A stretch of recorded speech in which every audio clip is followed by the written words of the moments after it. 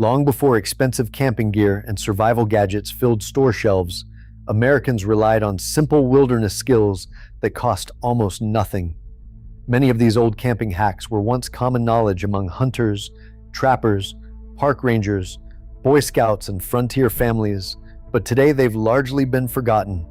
Some have even become restricted on public lands due to wildfire prevention, conservation laws, or modern land management policies. Today we'll uncover 20 old-school camping techniques that still work remarkably well and explore why so few people remember them. Now, despite what the title suggests, government agencies generally restrict certain practices to protect forests, wildlife, and public safety, not because the skills themselves are ineffective. So let's start at number 20 with the most fundamental decision any camper can make before unpacking a single piece of gear. Number 20 begins with the lost art of finding campsites without a map. Early woodsmen and scouts didn't rely on GPS or fancy trail guides.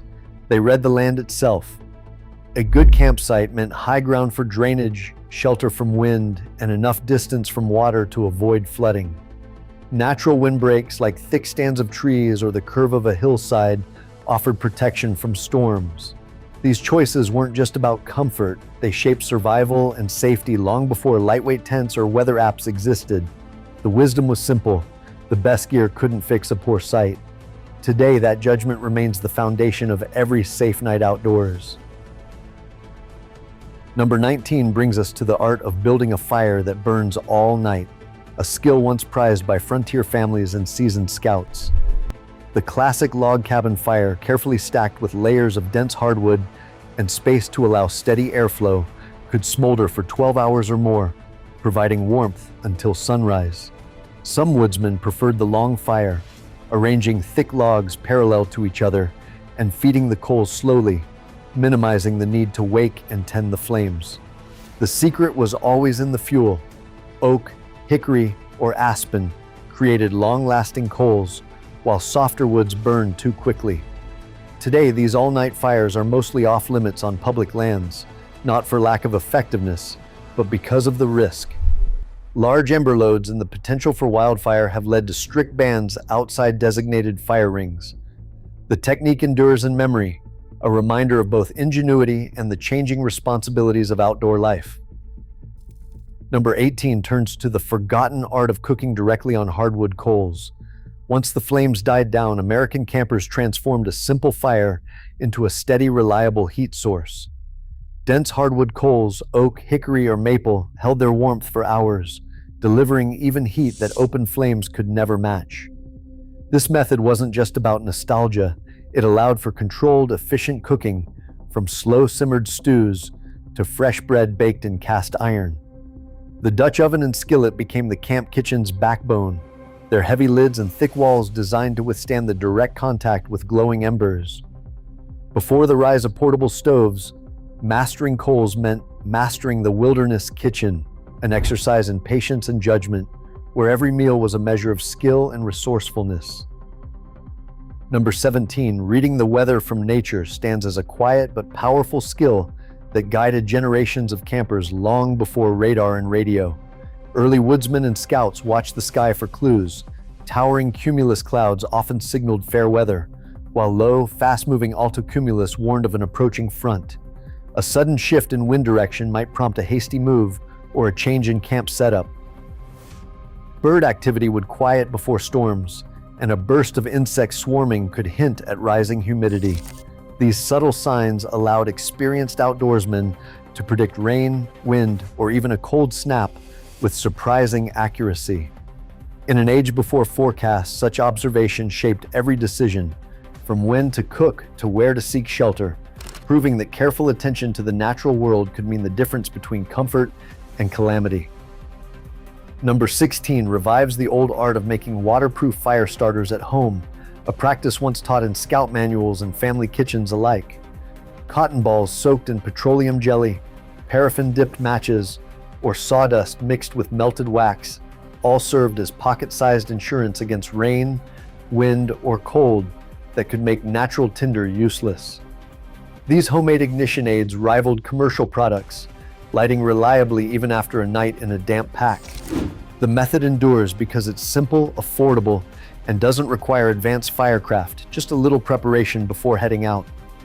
While today's fire restrictions limit where and when a blaze is legal, the value of a dry, dependable fire starter remains unchanged for those moments when warmth and safety are on the line. Number 15 revives the philosophy of packing less but camping better, a discipline familiar to every seasoned woodsman and scout. Traditional campers relied on multi-purpose gear, a sturdy knife that doubled as a tool, a wool blanket that served as both bedding and coat, a steel pot for cooking and boiling water. By choosing fewer, higher quality tools, they trimmed their loads, reduced fatigue, and moved more freely through rough country. This mindset wasn't about style or bravado. It was practical efficiency born of necessity. Every ounce saved meant more energy for travel and less clutter at camp.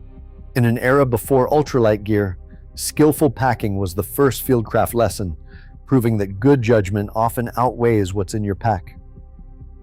Number 14, finding water by reading the landscape takes on a new urgency when every drop matters. For generations, campers and trappers scanned valleys for the telltale green of willow or cottonwood, a clear sign that water runs close to the surface.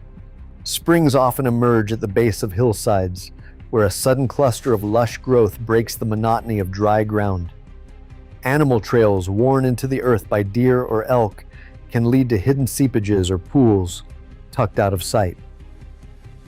Yet the skill is more than just spotting a promising patch of green. It's about weighing whether the source is safe to use. Traditional wisdom called for collecting water from moving sources when possible, then purifying it by boiling or filtering to guard against illness. Even today, this judgment, combining landscape reading with practical caution, remains one of the most essential survival skills in the wild. Number 13, building natural windbreaks, reveals how a simple comfort trick from the past now collides with modern conservation rules. Early campers and scouts used fallen logs, rocks, or the curve of a hillside to shield their tents from biting wind, turning a chilly night into a restful sleep. Blocking the wind could mean the difference between shivering and waking refreshed, especially before synthetic fabrics and high-tech tents. But today, gathering downed wood or shifting rocks is often restricted on public lands. Federal regulations treat even fallen branches as protected resources, citing wildfire risk and the need to preserve habitat for insects and small animals. The lesson is not to abandon sheltercraft, but to adapt, use the land's natural shapes without disturbing it, or rely on lightweight, portable windscreens that leave no trace. The wisdom endures, reshaped by a new ethic of stewardship.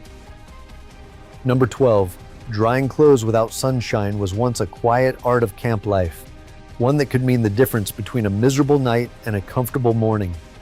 Airflow was the first defense. Wet socks and shirts were hung in breezy spots, sometimes stretched between branches or over a low stone wall to catch every whisper of wind. When the air was still or the sky refused to clear, campers used careful fire heat, a low, steady warmth, never direct flames, to coax moisture from fabric without risking scorched wool or melted nylon. On cold, damp nights, clothes might be layered in a dry air tunnel, using the leeward side of camp where warm air could circulate. Neglecting this simple maintenance could ruin gear and morale in a single day, a lesson as relevant now as it was a century ago. Number 11 brings us to the quiet discipline of sharpening knives in the field. For generations, a pocket stone was as common in a woodsman's kit as the blade itself, used daily to keep a working edge, not just as a last resort. Leather stropping, often done on a belt or a scrap of hide, refined the edge and kept tools slicing cleanly through rope, food, or kindling. Early campers knew that a dull knife was more dangerous than a sharp one. Slips and wasted effort were the result of neglect. By tending to their blades before they grew dull, trappers and scouts avoided frustration and injury, proving that small acts of maintenance shaped every safe and efficient day outdoors. Number 10 returns to firecraft with the campfire reflector wall, a simple barrier of logs or stones built behind the flames to bounce heat back toward the sleeping area. In the early days of American camping, this trick could mean the difference between shivering through the night and waking warm, Horace Kephart wrote of shaping these walls to maximize comfort while conserving precious firewood, a skill passed through generations of scouts and woodsmen. But the same design that amplifies warmth also concentrates embers, raising the risk of stray sparks igniting dry grass or forest duff. After major wildfires like the Hayman Fire, land managers identified reflector walls as a hazard, tightening restrictions on any structure that modifies fire behavior. Today, most public lands ban their construction, especially where open flames are already restricted. The ingenuity remains, but so does the lesson. Effective old tricks can carry new risks in a changing landscape. Number 9 brings the cast iron Dutch oven to center stage, a symbol of American camp kitchens stretching back to the days of wagon trains and scout jamborees. With a Dutch oven, bread rises golden and crisp even miles from civilization. Stews simmer gently through the afternoon, and cobblers emerge bubbling with wild berries picked just hours before. This heavy black pot transformed camp meals from simple survival to genuine comfort, offering a taste of home in the wild. Its thick walls absorb and radiate steady heat, making it possible to roast meat or bake over a bed of coals with unmatched consistency. Unlike modern lightweight cookware, the Dutch oven is built to last for generations, earning its place as a nostalgia-soaked tradition among hunters, rangers, and families alike. Even as fire restrictions now limit open coal cooking on many public lands, the Dutch oven's legacy endures wherever hearty, slow-cooked meals are part of the outdoor story. 8th place brings the old woodsman's approach to organizing camp, a system where every detail served a purpose. Early campers didn't scatter their gear or chores at random. Cooking, sleeping, and fire areas were separated by design, not habit, reducing the chance of accidents and keeping food smells away from sleeping bags. Gear was stowed where it could be reached in darkness or rain, often hung or stacked in predictable spots to avoid tripping hazards. This order wasn't just about neatness, it shaped the rhythm of camp life, making routines safer and more efficient. Traditional layouts like the U-shape or star pattern weren't formalities. They were practical blueprints for comfort, safety, and cleanliness, showing that fieldcraft is as much about spatial discipline as it is about individual skills. Number 7, rope skills once stood at the heart of every well-run campsite. A handful of knots, the bowline, trucker's hitch, taut line hitch, and clove hitch solved nearly every problem from hanging tarps to securing loads and tensioning shelter lines. The bowline, prized for its reliable loop that never slips, anchored gear, and made quick rescues possible. The trucker's hitch created high tension for rainflies or bear bags, while the taut line hitch allowed for on-the-fly adjustments as ropes stretched or weather shifted. The clove hitch, simple yet versatile, fastened lines to posts or trees in seconds. Mastery of these 4 knots gave campers practical control over their environment, offering solutions that no amount of extra rope or hardware could match. Today, this quiet expertise has faded behind pre-tied straps and plastic clips, but the old skills endure, ready to be relearned whenever judgment and adaptability matter most. Number 6, using natural insulation once stood as a cornerstone of cold weather camping. Dry leaves, pine needles, and evergreen boughs formed a thick, springy barrier between the sleeper and the earth, trapping air and slowing the relentless pull of ground chill. Early trappers and scouts built these makeshift mattresses to survive sub-zero nights, layering natural bedding until the cold seemed to rise no further. But today, collecting these materials is tightly restricted on public lands. Agencies like the National Park Service and Forest Service protect the forest floor as vital habitat and a shield against erosion and wildfire. Removing duff and boughs disturbs soil health, disrupts insect life, and can increase fire risk. Modern pads and closed-cell foam now do the job without leaving a mark, but the old method remains a testament to practical ingenuity and a reminder that every comfort once came from a careful reading of the land itself. In the 5th place, silent walking through the forest stands as a mark of true fieldcraft, shaping how a person moves and observes in the wild. Experienced woodsmen learn to step lightly, placing the ball of the foot down first then rolling weight slowly to avoid snapping twigs or rustling dry leaves. Reading the ground ahead, seeking moss, bare soil, or soft duff, meant each step was chosen for quiet, not speed.